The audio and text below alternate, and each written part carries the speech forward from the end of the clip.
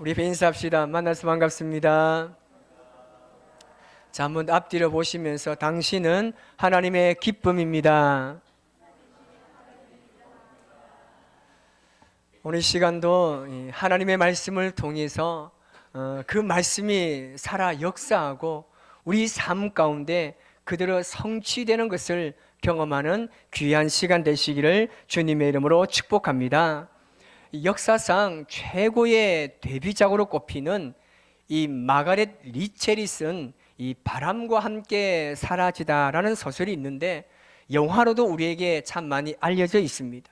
이 정말 명작 중에 명작입니다. 하지만 이 남부 노예 제도와 인종차별을 미화했다는 이유로 굉장히 심각한 비판을 받기도 했습니다. 하지만 이 작가가 이 소설을 쓰기 위해서 자료 수집에만 20년의 세월을 보냈다는 것은 그렇게 널리 알려져 있지 않습니다. 여러분, 우리가 우리의 인생을 정말 명작과 같은 드라마와 같은 인생을 만들고 싶지 않습니까? 그러기 위해서는 반드시 필요한 게 있습니다. 그게 뭐냐면 바로 인내의 시간이 필요합니다. 명작이 탄생하기까지는 많은 시간이 필요로 합니다. 여러분, 명작은 하루하루가 이 인내로 쌓여져서 만들어진 것이라고 할 수가 있습니다. 성공한 이 인생을 산 사람들은 재능이 특출나게 뛰어난 것도 아니지만 하나같이 인내하는 삶을 살았습니다. 그들은 재능보다 인내가 더 중요하다는 사실을 잘 알고 있었습니다. 그래서 여러분, 우리가 지금 살아있다고 말할 수 있는 것은 어떤 일이든 지금은 우리가 포기할 때가 아니라는 사실입니다. 오늘 작은 희망을 가지고 인내하며 최선을 다해야 됩니다. 어린아이가 걷기 위해서 수백 번을 넘어지고 일어납니다. 넘어지는 게 두려워서 이 걷는 것을 포기하는 아이들은 없습니다. 그래서 우리의 인생에도 넘어지는 게 굉장히 중요하지만 일어나는 것 또한 중요합니다. 넘어지고 일어나는 것이 하나님의 뜻입니다. 우리의 인생도 그렇습니다. 우리의 인생이 몇 번의 넘어짐으로 인해서 우리의 인생을 포기하기는 우리 인생이 너무나 아깝지 않습니까? 그래서 우리가 인생을 살아가다 보면 수많은 넘어짐이 있는데 그때마다 우리는 다시 일어나야 하는 겁니다. 하나님께서는 그런 자들을 사용하십니다. 사무엘상 1장에 보면 가장 많이 나오는 단어가 사람의 이름을 제외하고 기도라는 단어가 가장 많이 나옵니다. 사실 이 기도라는 단어도 많이 등장하지만 이 기도에 대한 이 표현을 다르게 하고 있는데 어떻게 이야기하냐면 엎드렸다, 오랫동안 울었다, 그 마음을 다 쏟아냈다, 소통했다라고 표현으로 등장하고 있습니다. 이 사무엘상은 이스라엘의 역사 가운데도 굉장히 중요하지만 사무엘상에서 우리에게 주는 이 또 다른 메시지는 뭐냐면 한 개인의 기도가 얼마나 능력이 있고 한 개인의 삶에 있어서 기도가 얼마나 중요한가를 우리에게 가르쳐주고 있습니다. 그래서 이 안에는 실제적인 기도의 내용들이 굉장히 많이 있고 우리가 기도를 배울 수가 있는데 그 중에 오늘은 한나의 기도를 통해서 우리가 말씀을 나눠볼까 합니다. 우리가 잘 아는 대로 한나의 남편 이름이 엘가나입니다. 한나는 이 남편에게 사랑을 굉장히 많이 받았습니다. 하지만 한나에게는 자녀가 없었습니다. 자녀가 없음으로 인해서 굉장한 이 어려움이, 고통이 그에게 컸다는 것을 우리가 성경을 통해 충분히 발견할 수 있습니다. 이 당시 자녀는 이스라엘 백성들에게 있어서 그 시대에 있어서 굉장히 축복된 일이기도 하지만 또한 미래를 향한 보증이기도 했습니다. 오늘처럼 이렇게 예금을 할 수 있는 것도 아니고 그 당시에는 아무리 재산이 많다 할지라도 그것을 어디에 쌓아놓고 두고 먹을 수 있는 돈이 아니라 짐승을 키워야 합니다. 목축을 하고 농사를 지어야 했기 때문에 자녀라고 하는 존재는 그 시대에 절대적이었습니다. 이건 과거에 우리나라에도 이런 비슷한 모습이 있지 않았습니까? 그래서 이 시대에 그 시대에 자녀가 없다는 것은 마치 하나님에게 저주받은 사람처럼 인정받고 해석되었기 때문에 한나에게 자녀가 없다는 것은 오늘날 우리가 느끼는 그런 수준이 아니었습니다. 어떻게 보면 신앙적으로나 육체적으로나 그의 인생 가운데 괴로움이 굉장히 컸던 것 같습니다. 오늘도 성경에 보면 그 외에도 한나가 이 자녀를 낳지 못함을 통해서 후처를 드립니다. 그 여인이 버닌나입니다. 그런데 그 버닌나가 엘가나에게 들어가서 자녀를 낳습니다.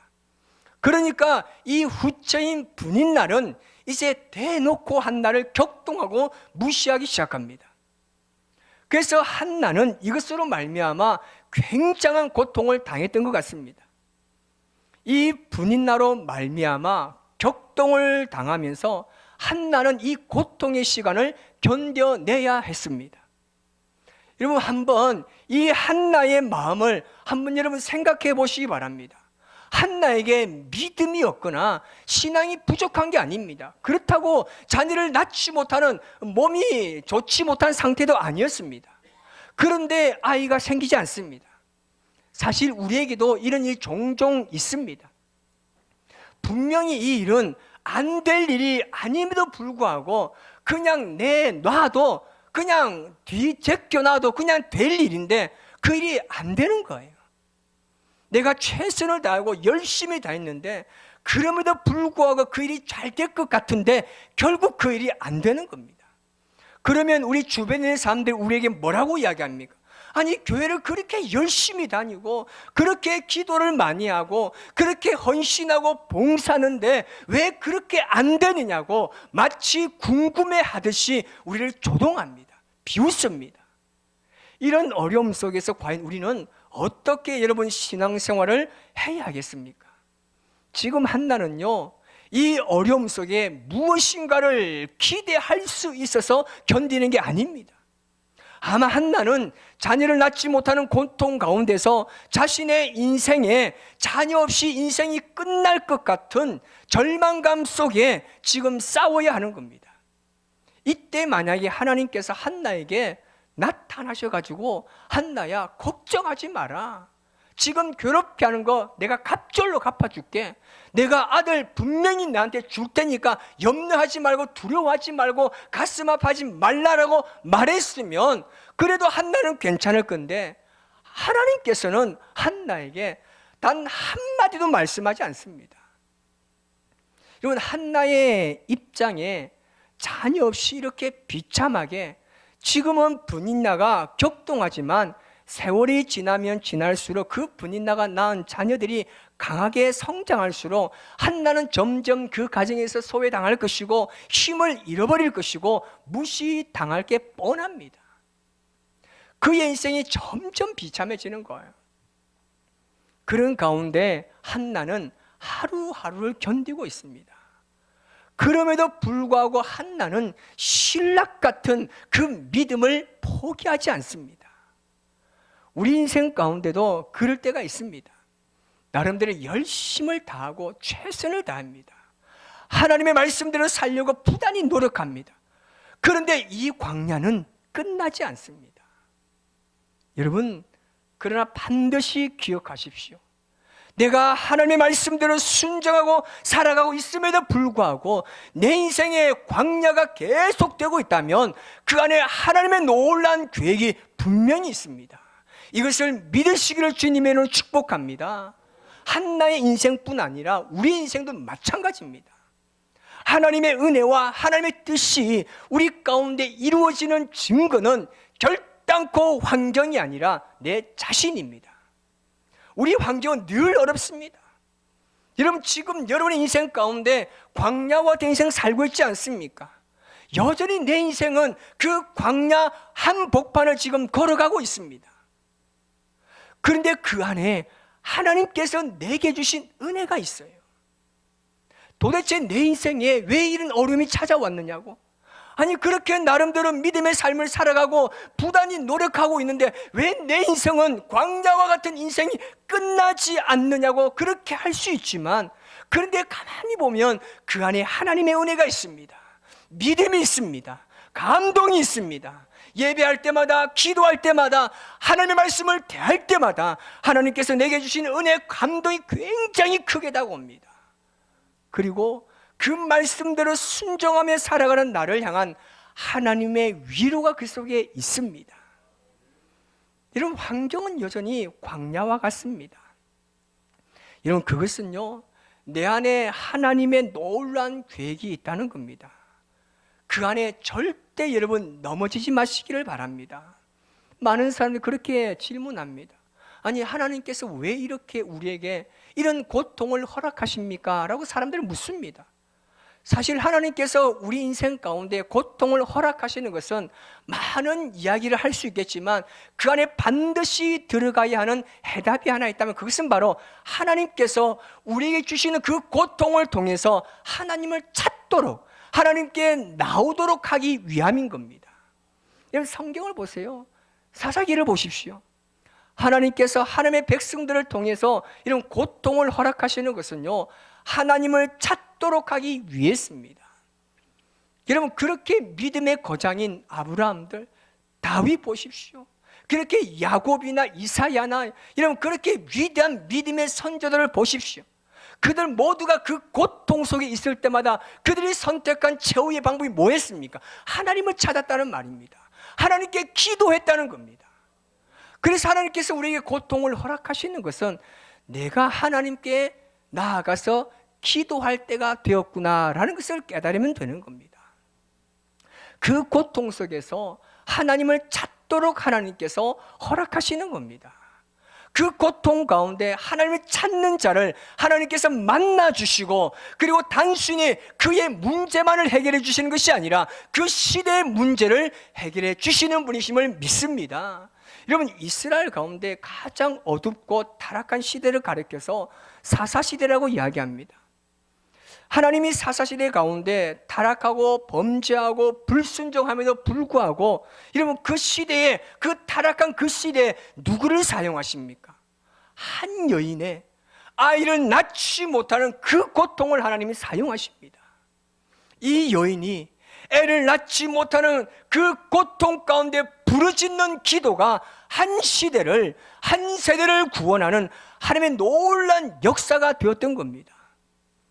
자신의 개인적인 고통, 자녀를 낳지 못하는 고통 속에서 하나님께 기도할 때 하나님께서는 그 기도를 통해서 이 여인의 구원만이 아니라 그 고통을 사용하여 주셔서 한 시대의 어둠과 한 시대의 불순종과 한 시대의 타락을 치유하시는 하나님의 역사를 일으키신 겁니다. 그래서 한나의 이 고통 속에는 한나의 문제보다 더 크신 하나님의 계획이 있는 겁니다. 그래서 오늘 본문에 보면요, 5절에 이렇게 이야기합니다. 여호와께서 그에게 임신하지 못하게 하셨다라고 말씀하고 있습니다. 한나가 가지고 있는 이 고통은요, 사실 이 시대의 고통과 이 시대의 타락을 향한 하나님의 계획이 담겨져 있었던 것입니다. 우리가 이런 것들을 생각할 때 보면 설마 내 인생에도 이런 일이 일어날 수 있을까 생각합니다. 어떻게 내가 가지고 있는 고난이 그렇게 한 시대를 살릴 수 있는 그런 고난이 될 수 있습니까 생각하면서 우리 자신을 너무나 과소평가하고 있습니다. 제가 신앙생활하면서 늘 느끼는 것이지만 이건 겸손이 아닙니다. 우리는 보면요, 오만 대 다 교만합니다. 여기도 교만하고 저기도 교만하고 오만 대 다 교만하면서 믿어야 할 때는 겸손합니다. 참 신기한 일 아닙니까? 이럴 때는 겸손이 되는데 이럴 때 꼭 교만합니다. 이럴 때는 담대해야 되는데 꼭 그럴 때 겸손합니다. 하나님께서 나 같은 사람이 기도한들 무슨 이 시대를 변화시킬 수 있겠습니까?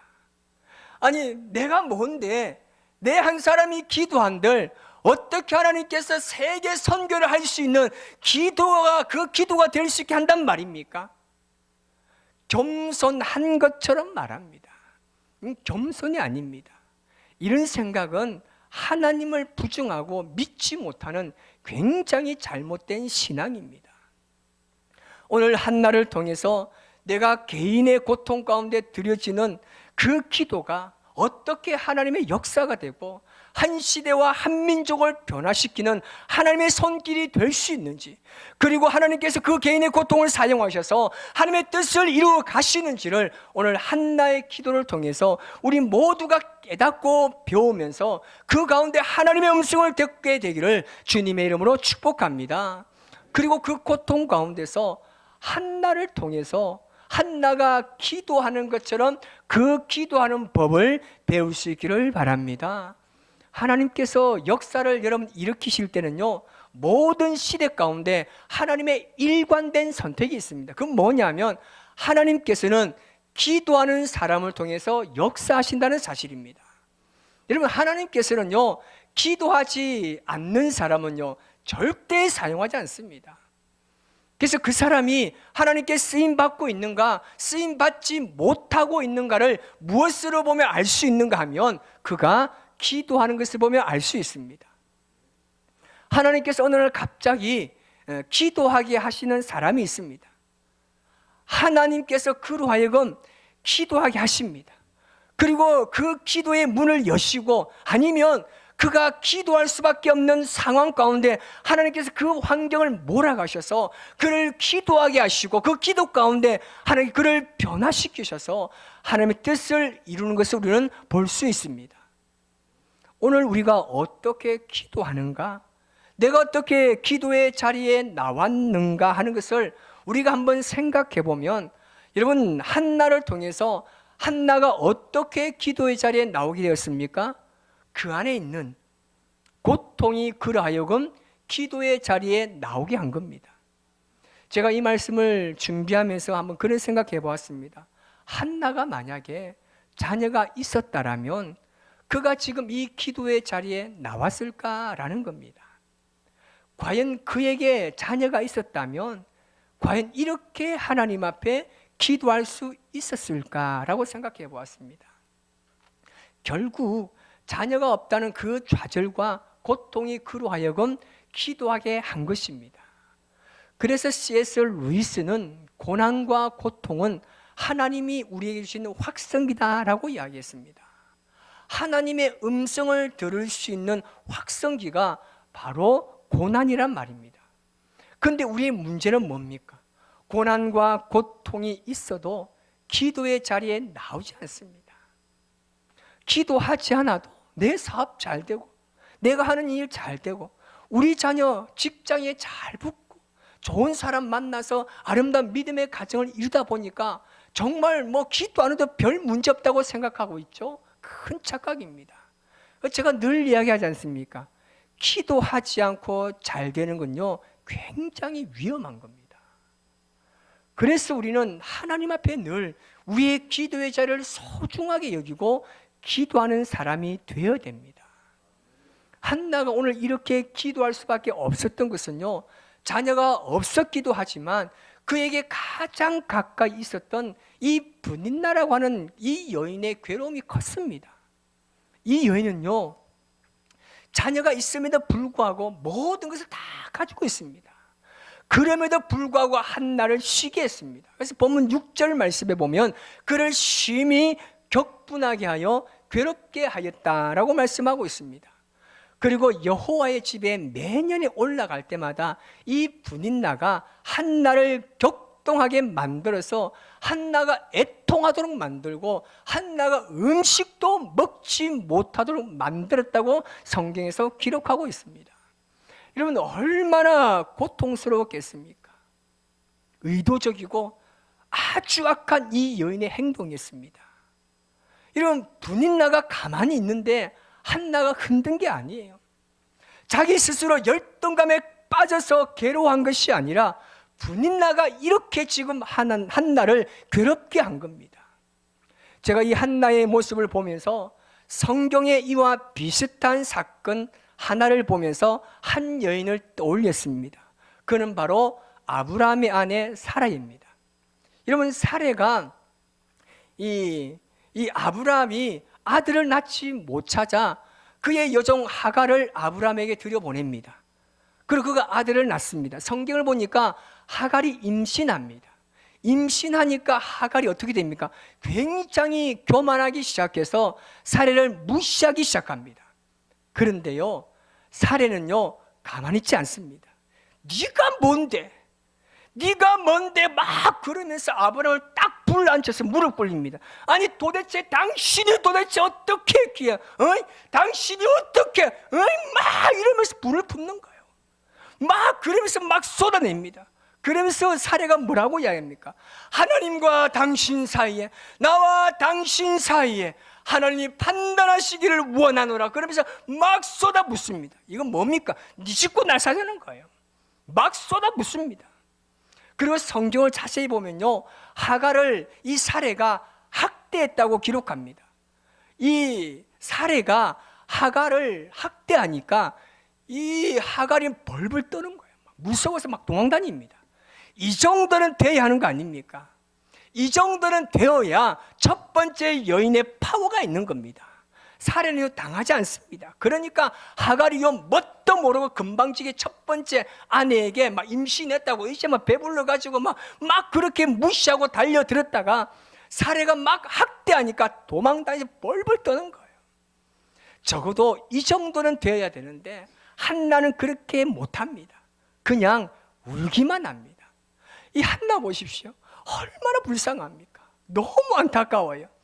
정말 사례처럼 정말 시원하게 사이다 막 날려가지고 아브라함 불러가 당신이 어떻게 이렇게 할 수 있냐 막 쏟아부으면서, 그럼 아브라함 뭐라고 합니까? 당신 마음대로서 이렇게 하는 거 아닙니까? 막 얼마나 해댔으면 아브라함이 기도 몸패게 이렇게 되는 거예요. 지금 여러분 여기 남편들 앉아 있잖아요. 밖에서는 큰 소리 치고 지금 부하들 데리고 막 뭐라는 것 같죠? 집에 가봐야 전부 음식물 쓰레기 하고 뭐 분리수거하고 앞치마하고 여러분 꼼짝 못합니다. 꼼짝 못해요. 지금 이 사례가 그런가요? 막 쏘아붙이니까 얼마나 해댔으면 아브라함이 뭐라고 합니까? 당신 알아서 하세요. 두 손도 다 되는 거 아닙니까? 한데 한나는 그렇게 못해요. 고자질도 하지 않습니다. 그런데 이 쏙도 없는 엘가나는 한나에게 찾아와서 내가 10아들보다 낫지 않느냐고, 눈치도 더럽게 없어요.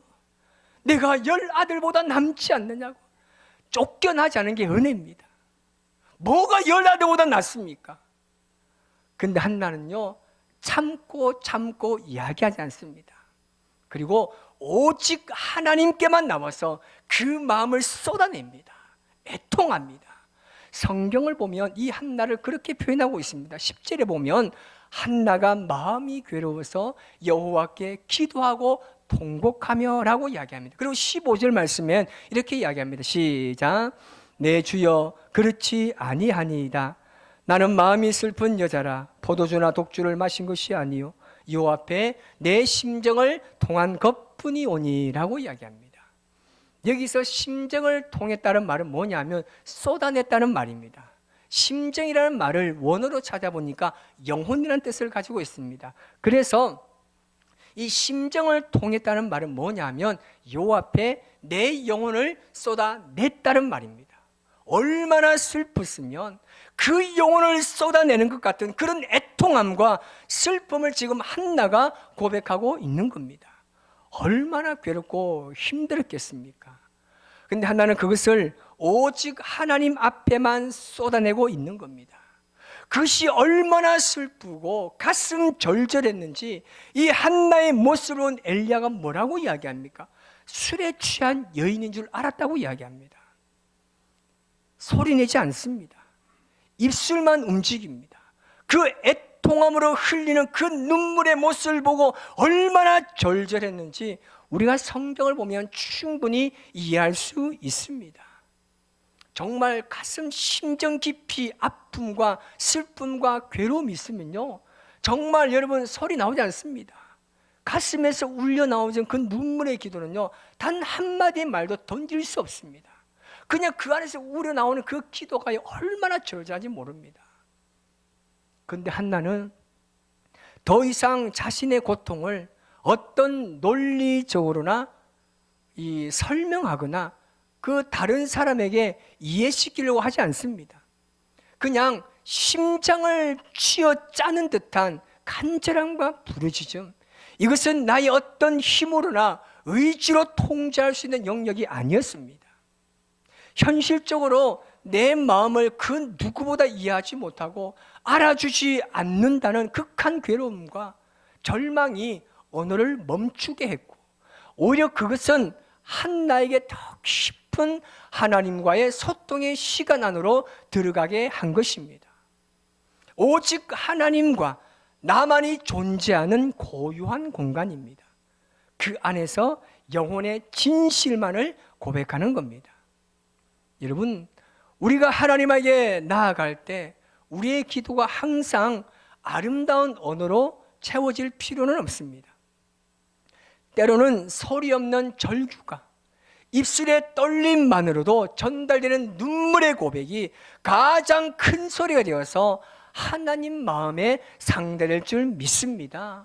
오늘 여러분의 말로 닿을 수 없는 그 고통을 그저 떨리는 입술과 무너지는 마음으로 주님께 그대로 맡겨보시기를 바랍니다. 우리 하나님은 엘리 제사장처럼 겉모습만 보시는 분이 아니라 우리의 영혼에 흘러나오는 그 침묵 속에서 터져나오는 그 가슴 절절한 애통함을 가장 먼저 그리고 가장 깊이 들으시는 분이 바로 우리 하나님이십니다. 여러분, 아기 예수가 탄생할 때가 그랬습니다. 온 세상이 고요했습니다. 온 세상은 차가운 침묵과 어둠 속에 잠겨 있는 듯 했습니다. 로마의 압제와 절망적인 현실 속에서 이스라엘 백성들은 한나처럼 소리내어 울 힘조차 잃은 채 그저 입술만 떨며 메시아를 기다리고 있었습니다. 하지만 그 고요한 밤, 세상의 어떤 주권자도 주목하지 않았던 그 낮고 조용한 베들레헴의 말 구유에서 인류를 구원할 위대한 사랑이 시작되었습니다. 가장 고요한 그곳에서 가장 위대한 소망이 탄생한 것입니다. 그 아기 예수가 이 땅에 오시는 목적대로 우리도 이 어둡고 절망적이고 타락한 이 시대에 하나님의 말씀을 가진 자로서 오늘 죽어가는 그 흑암에 놓인 우리 이웃들을 향해서 끊임없는 기도와 복음의 소식을 전함을 통해서 그들에게도 두 팔을 벌려 기다리고 계시는 주님께 돌아올 수 있도록 그 사명을 잘 감당하시기를 바랍니다. 오늘 시간 우리 함께 이 찬양으로 주님 앞에 기도할 때 우리가 기도하는 그 어떤 것보다 크게 역사하시는 하나님, 한 개인의 기도를 들으시고 그 시대의 타락과 그 시대의 어두움을 해결하신 그 하나님의 위대한 역사를 바라보면서 오늘 주님 앞에 간절한 마음으로 기도하는 마음으로 우리 고백하며 나아갑시다.